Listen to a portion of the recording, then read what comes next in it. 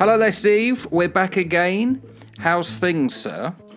Things aren't bad. I've been sailing a few sheets to the wind and all of that sort of stuff, but otherwise fine. It's been an interesting time recently, hasn't it? Yeah, interesting. In fact, it's been an interesting few years. Interesting years, indeed. Indeed. You could say we're in an unusual era. A very peculiar era, Mark. A very peculiar era. Peculiar, I wouldn't have called it that, but I'm going to take that. I actually quite like that word, peculiar. Here's the thing, though. If you had a choice of not living in this era, would you live in another era? And if so, which one? You can choose one before we were born, but then you decide how far back that will be. Would you live in another era? I don't think I would live in another era, no. Because I think I am where I'm meant to be. But does that mean I'm not interested in what it would have been like to live in another era? Yes, I am.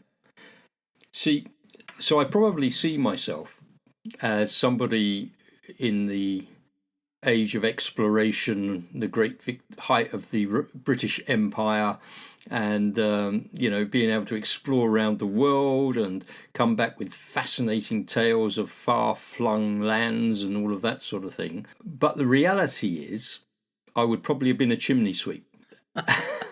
Yes, you said that before. Yeah, absolutely. Yeah. So while I'm intrigued with the, and I'm obviously sticking very much to having been born and bred in the United Kingdom, I think that era of the Victorian era, probably from about the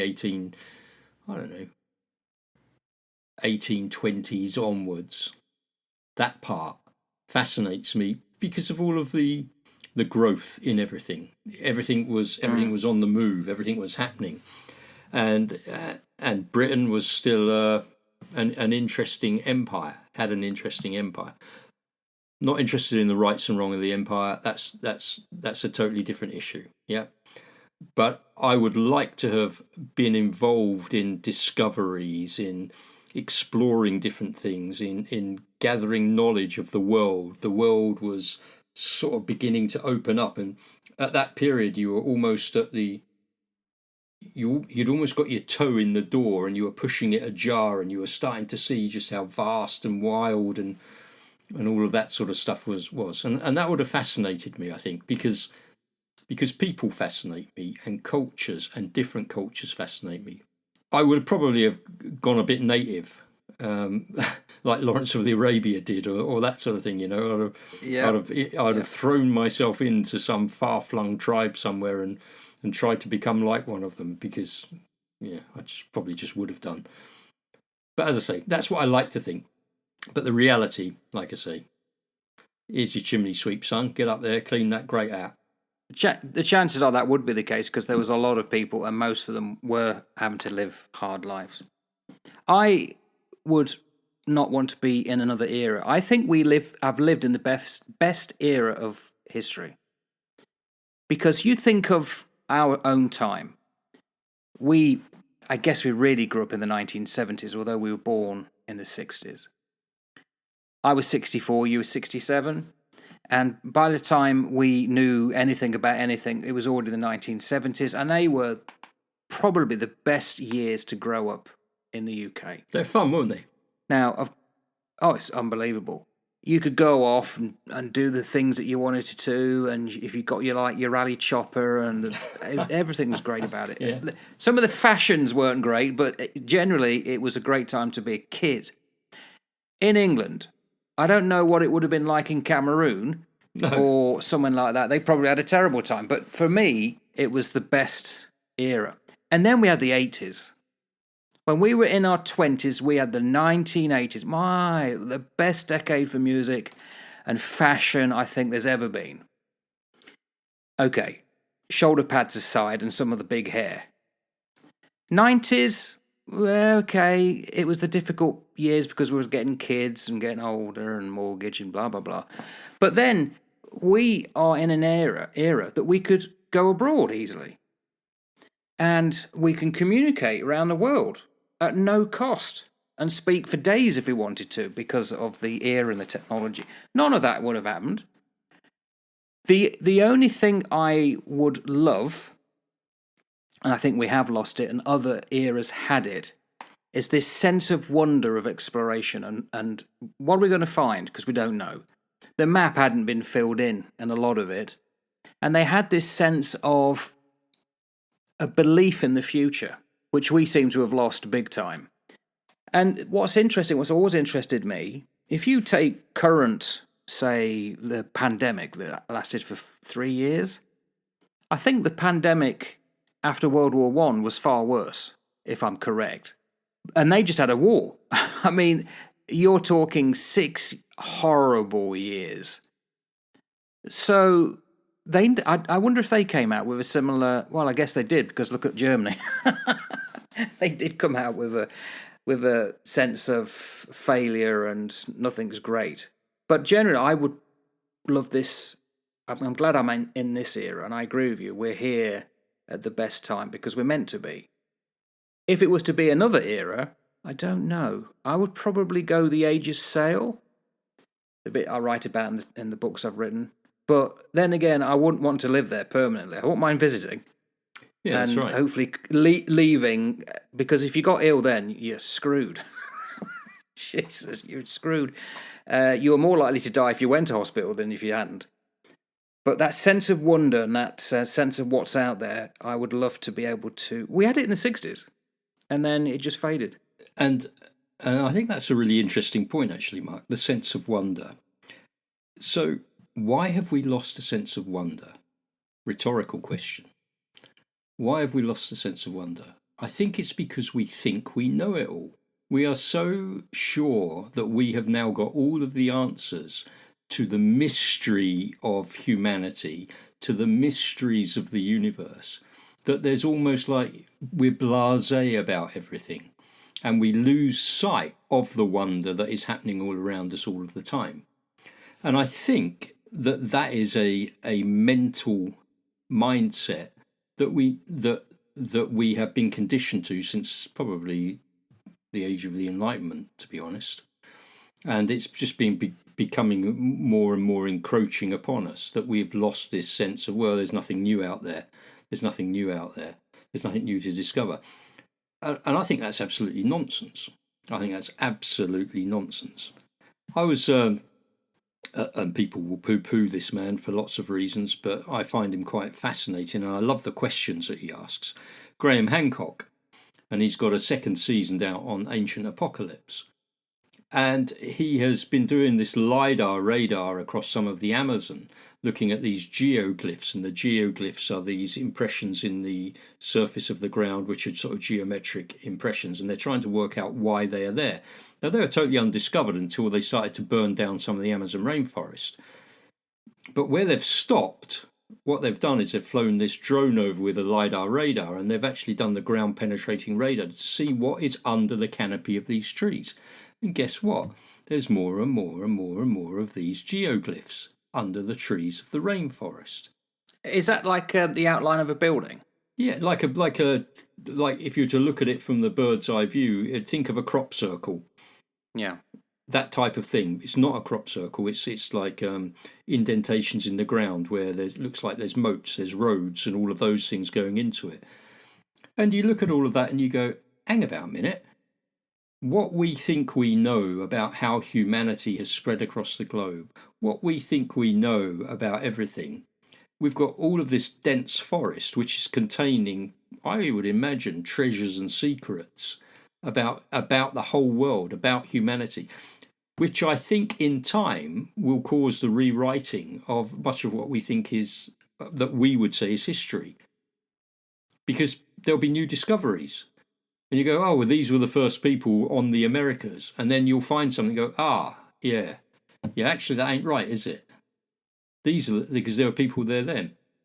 There was, and I'll probably get this wrong, but there was, they found these footprints in these salt lakes, which are linked in to the same footprints of giant mammoths. So you've got human footprints and mammoth footprints. All within the same strata, within the same line. And these go back way before current history says humans were on that particular part of the world. And you go, and how did that happen then? And you're not talking just one footprint, you're talking thousands, like migrations of people. You kind of hit on the thing that I've long suspected. The problem is ego, and ego with academia. Yep. Now, I am not against academia in any way, but there's far too many people who get into certain chairs and positions and then think they have to reinvent everything as to they want it. And then we get these competing kind of theories, but that's all they are. They're just theories. There's a woman who I've come across recently. She's German and she speaks English on YouTube. She's a physician, not a physician. She's a physicist, and she's kind of saying, "Look, guys, stop arguing. In academia, all you're doing is arguing that one's theory is better or worse than another person's, and it's just becoming a crap show, and you're discrediting the whole profession." Because none of it is known. It's all theory at that level. Now, that's fine. The problem is when it comes to history. And I've come across this recently in my own kind of love, which is the naval history of the Age of Sail. There was one guy, I'm not going to mention his name, he was considered to be a great person in writing of history. And I'm not knocking him, he's fantastic. He's not the problem. The academics are not the problem. It's similar to when you get actors and then you get the people who love the actors and they'll big them up and say, this is so-and-so being 5 minutes an icon person, iconic. Where the actor thinks, who's doing all this? Blah, blah, blah. So what happened was someone wrote and said, oh, this person's great. He has physically worked out how many people died in this period in history. And even this fanboy wrote down how many people this professor had said had died in this period. When I was doing my own research, and it was a book of 1816 that gave the exact numbers, you think, well, that's where he got it from, the professor. But the fanboy, oh, no, he's perfect. So we kind of have a strata just below academia that holds up academia to a level that they should not be put at. And therefore, in that rarefied atmosphere, they suddenly become experts in everything, when they're not. And I think there needs to be a lot more humility, and we don't know everything. We don't know everything about how the creation of the universe happened on a scientific level. We never will, because that's not the point. No scientific instrument ever exists to tell us how the universe began, and it's about time we stop doing it. And I think generally that kind of the new atheists, the new atheism is starting to move away from we know the answers because we have done the figures and we know best and you got to believe us. And I don't think that's healthy. No, nor do I, because we lose that sense of wonder, and when we lose that sense of wonder, we get stuck in the rut of our these are the parameters in which we live in, and there is nothing outside of that. And there is always something outside of it. There is always something to learn. There is always something to explore and to question and to dig into and to investigate.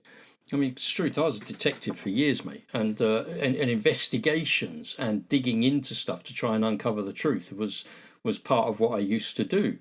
And sometimes you'd go into something thinking that you knew the answer, and then when you started to dig, you realised that the answer that you thought you had in your mind was actually not the right answer at all, and you had to reevaluate where your start point was, which is a really healthy thing to do, I think, personally. It's a very healthy thing to do.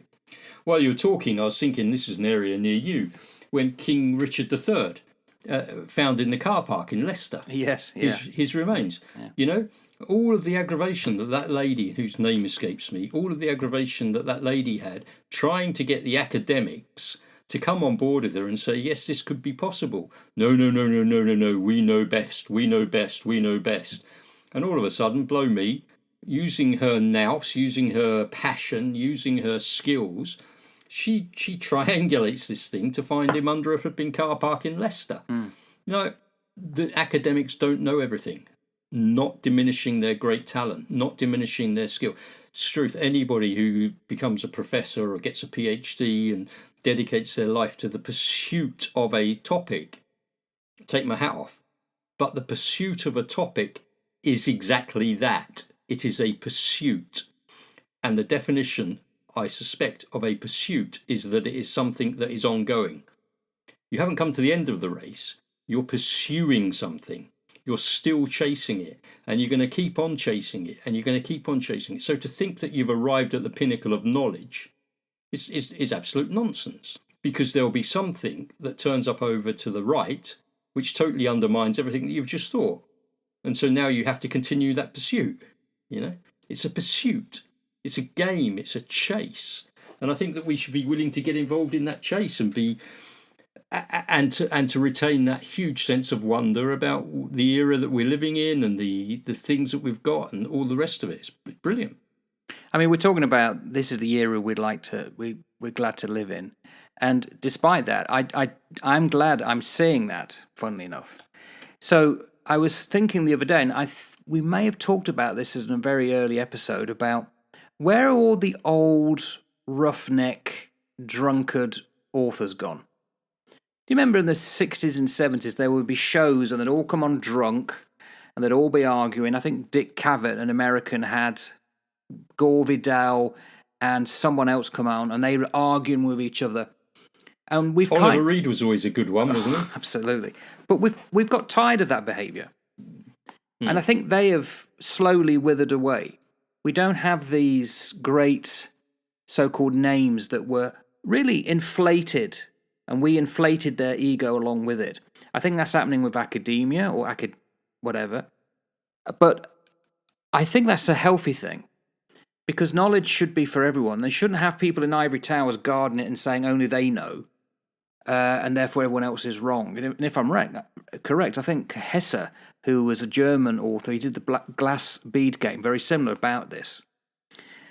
That you can't be like the guardians of knowledge because it stultifies things. It just becomes mechanistic, and we don't get anybody who can then say, no, I disagree with you.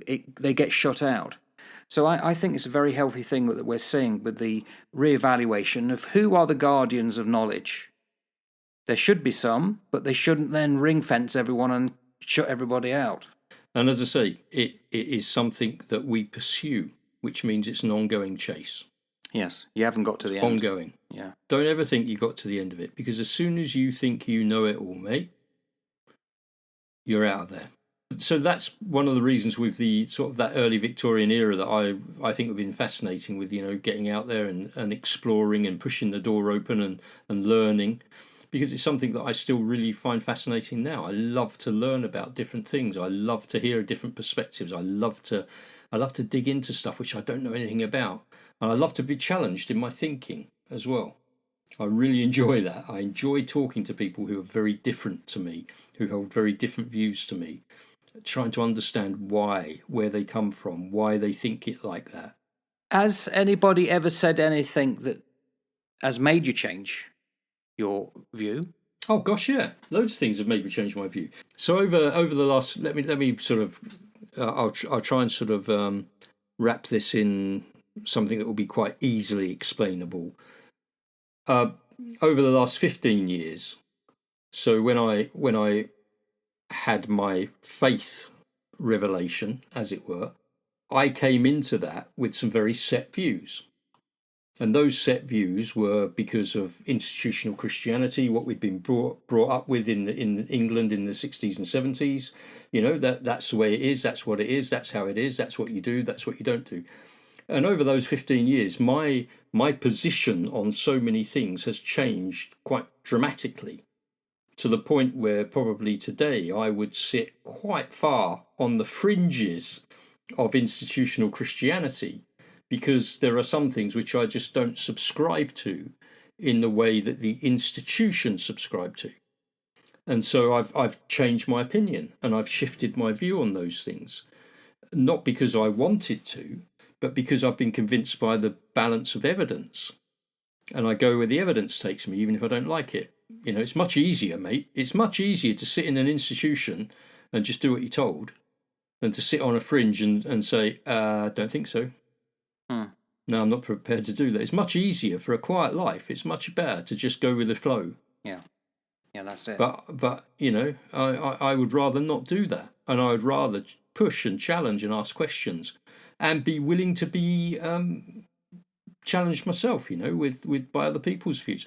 You and I have very different views about things in lots of areas, I suspect. In fact, I know we do. We'll have lots of... On a political spectrum, we'll have very different views. On a social spectrum, I suspect we'll have very different views.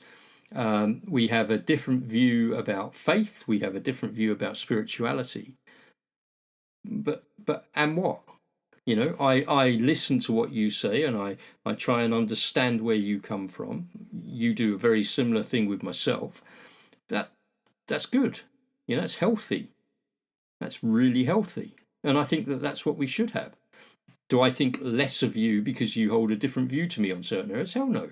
That's just stupid. Why would you do that? I value you for who you are. And I'd like to think it's the same, it's reciprocated. So it doesn't mean it doesn't mean to say that you agree with each other on everything. My old mate Dave Gemmell, we would have conversations all the time about things. And his wife was actually in on one of our conversations once. And at the end of it, she sort of looked at us and says, "You two hardly agree on anything, do you?" And we went, "No." And she said, "I just thought this was a sort of back-slappy, bon-hommy, Goodfellows type get-together." She said, you really disagree with lots of things, don't you? I went, "Yeah, hell yeah." And it was a great friendship. It was a really good friendship. But we didn't agree on everything. Didn't change the friendship. But that might be the sign of a good friendship. Because often you get two people so close together, eventually it's not going to last. There's something that... Something gets in the way, could be ego or whatever, or you need that difference to keep you interested. I mean, they say you see it in marriage. Often the man and wife too regularly become mirror images of each other, when really that shouldn't happen. We're two separate people. Khalil Gibran talks about that in his book, The Prophet, which always confuses people because they hear prophet and think it's to do with Islam. No, it isn't. And this truism is that you don't own your kids, and therefore lovers, they should be separate. You should never try and dominate another. But boy, does that happen in the West a lot. It's unbelievable. Those are some of my thoughts around it, mate. Yeah, very good. And I think again we're very similar. We're not too far apart, even with the spirituality side. I know I'm an atheist. You're what these words. I know they're terrible, words. Aren't they? They are. So I would say I'm a follower of a first century Jewish rabbi. That's right. Yeshua HaMashiach. And what's Yeshua interesting, as soon as you define anything, you've set a boundary. I think. Especially with words where you must be this, you must be that, you can't do that, can't do that. But I think we're in an era where perhaps that's changing. I think it has to change. If the church has got a future, it's got to change. Not your church. I'm talking about the other churches. Yeah, I think the church does have a future, and I think that the church's future will really explode into its full purpose when it brings back the head of the church to the centre of the church, which is the person of Christ. At the moment, we've kicked him outside, and he's banging on the door to be asking to come back in. Yeah. Well, not all churches.